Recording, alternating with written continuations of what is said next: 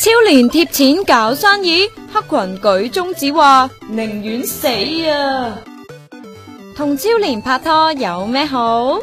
氣質、長腿，最重要係，但係佢竟然舉中指咯。點解？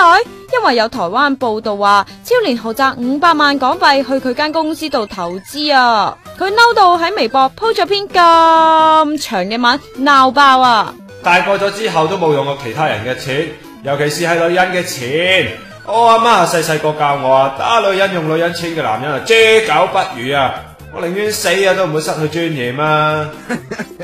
咁又唔使死嘅，三太都話超蓮唔會咁做啊！我諗唔係咯，咁係報新聞係嘛？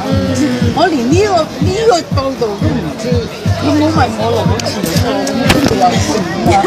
仲話而家都係興 AA 噶啦，不過最緊要都係佢咁撐你啊嘛，即刻下晒火啦，係咪？